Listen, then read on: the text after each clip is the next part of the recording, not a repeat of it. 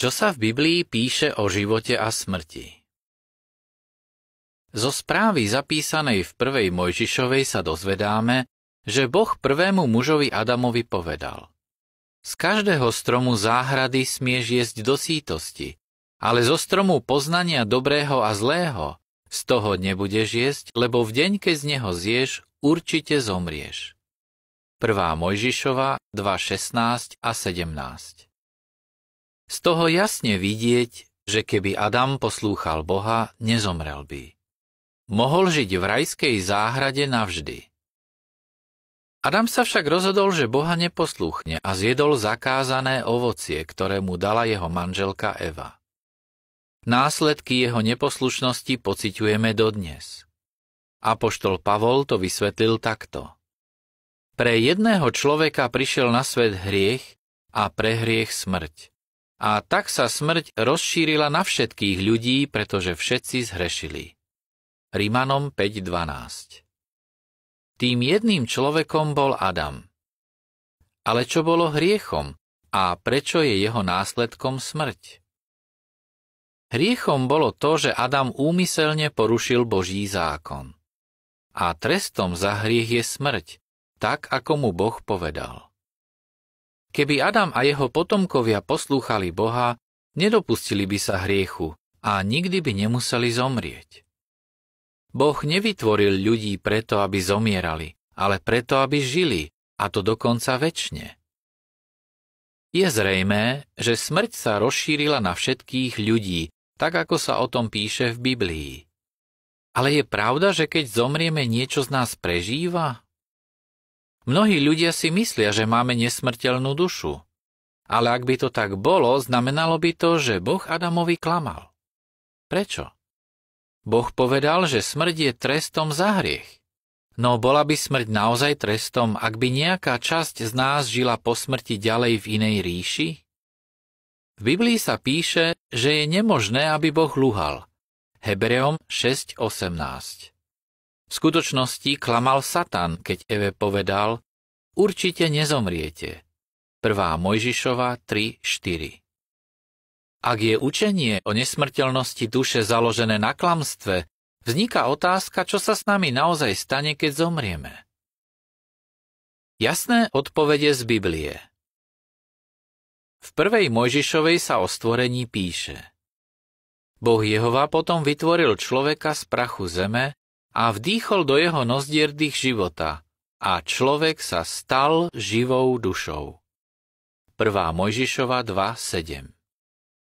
Výraz živá duša je prekladom hebrejského slova nefeš, ktoré doslova znamená dýchajúca bytosť.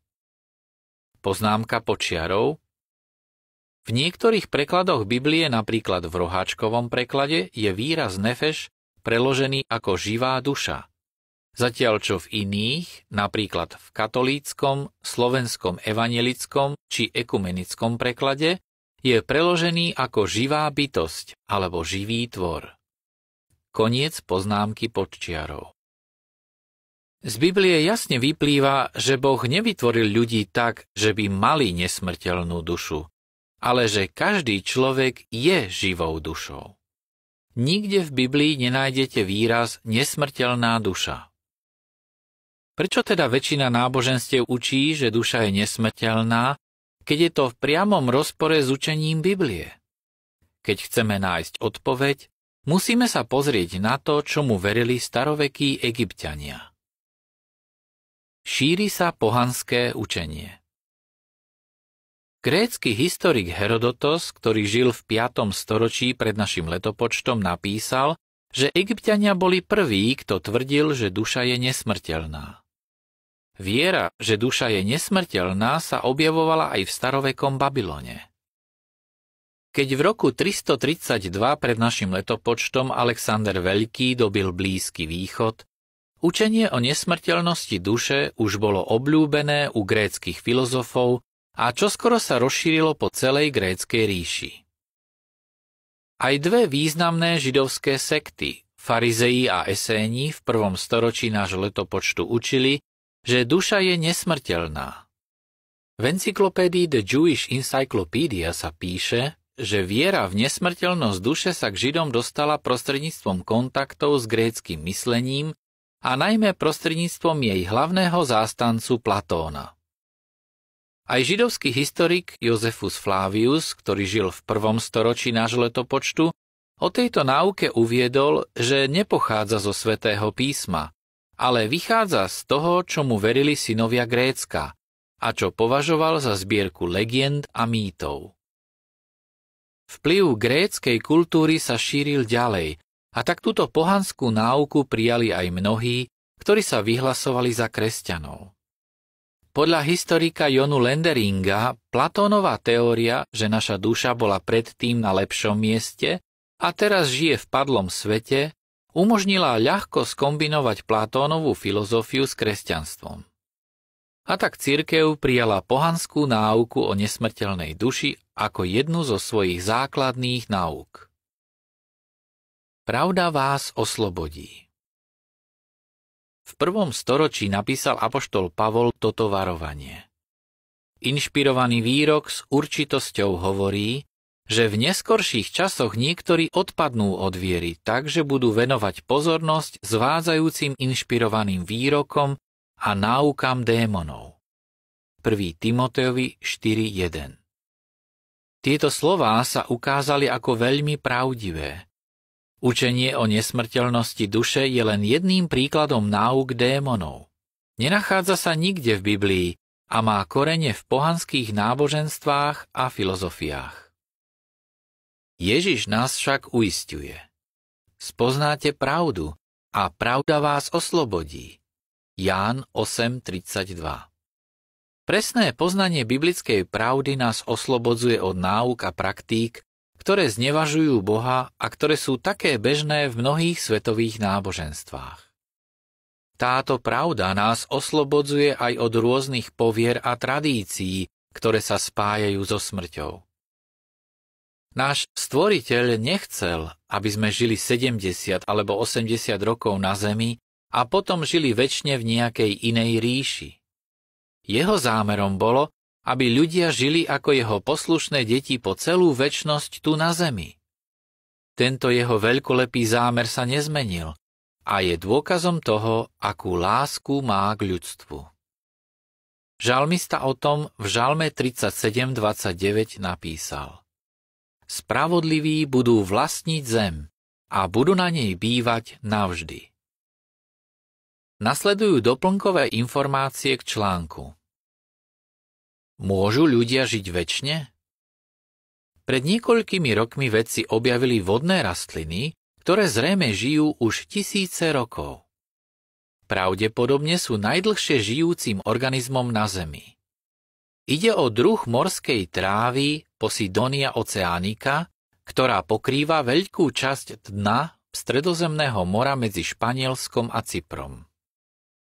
Ak dokáže tak neuveriteľne dlho žiť nejaká rastlina, ako je to s ľuďmi?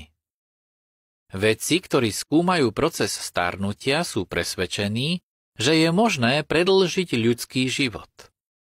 Kniha Víťazstvo vedy nad smrťou sa zaoberá množstvom najmodernejších vedeckých výskumov v tejto oblasti. Až čas ukáže, či vedecký výskum skutočne ovplyvní dĺžku ľudského života. To, či ľudia budú žiť večne, však nezávisí od pokroku vo vede. Biblia upriamuje pozornosť na nášho Stvoriteľa, Boha Jehovu, keď hovorí: U teba je zdroj života. Žalm 36.9. A Ježiš Bohu v modlitbe povedal: To znamená večný život, že prijímajú poznanie o tebe, jedinom pravom Bohu, a o tom, ktorého si vyslal, o Ježišovi Kristovi. Ján 17.3. Keď budeme spoznávať Boha Jehovu a jeho syna Ježiša Krista a budeme sa snažiť robiť to, čo sa im páči, zažijeme množstvo požehnaní, ktoré sa nikdy neskončia. Kde sú mŕtvi? V Biblii sa píše, že mŕtvi sú v hrobe a čakajú na vzkriesenie. Netrpia ani už necítia žiadnu bolesť, pretože mŕtvi si neuvedomujú vôbec nič. Kazateľ 9.5. Ježiš prirovnal smrť k hlbokému spánku. Preto sa tých, ktorí zomreli, nemusíme báť a nemusíme sa ani snažiť nakloniť si ich nejakými obeťami. Nemôžu nám pomôcť ani ublížiť, pretože nie je práce, ani plánovania, ani poznania, ani múdrosti v šeole, čiže hrobe. Kazateľ 9.10. Boh však v budúcnosti mŕtvych vzkriesi a navždy odstráni smrť. Prečo môžete veriť tomu, čo sa píše v Biblii? Tomu, čo sa píše v Biblii, môžeme plne dôverovať. Prečo? Zamyslite sa nad nasledujúcimi faktmi. Jedinečný autor. Biblia pozostáva zo 66 kníh, ktoré napísali asi 40 písatelia v priebehu viac ako 1600 rokov, a to od roku 1513 pred našim letopočtom do roku 98 nášho letopočtu. Napriek tomu sú všetky jej knihy v súlade a tvoria jeden súvislý celok. To dokazuje, že jej autorom je všemohúci Boh. Svoje myšlienky odhalil ľuďom, ktorí ich zapísali. Historická presnosť. Udalosti, ktoré sú zapísané v Biblii, sú v súlade s historickými faktmi. Kniha Právnik skúma Bibliu uvádza: Zatiaľ, čo romány, legendy a falošné svedectvá opatrne umiestňujú udalosti, o ktorých hovoria, do nejakého neurčitého času a vzdialeného miesta, biblické príbehy nám udávajú čas a miesto udalostí s maximálnou presnosťou. Vedecká presnosť. Hoci Biblia nie je vedecká kniha, keď sa dotýka vecí, ktoré súvisia s vedou, je presná. Dokonca predstihuje poznatky, ktoré ľudia mali v čase jej písania. Napríklad v 13. a 14. kapitole 3. Mojžišovej sú uvedené podrobné zákony týkajúce sa hygieny a karantény, ktoré dostali Izraeliti v čase, keď ľudia ešte nevedeli nič o mikróboch a šírení nákazy. Biblia tiež hovorí o tom, že Zem je guľatá a visí v priestore, čo ľudia vďaka vede pochopili až o stáročia neskôr. To je len niekoľko príkladov, ktoré potvrdzujú to, čo o sebe Biblia hovorí v 2. liste Timotejovi 3.16. Celé písmo je inšpirované Bohom a je užitočné na učenie, na karhanie, na nápravu vecí. Koniec článku.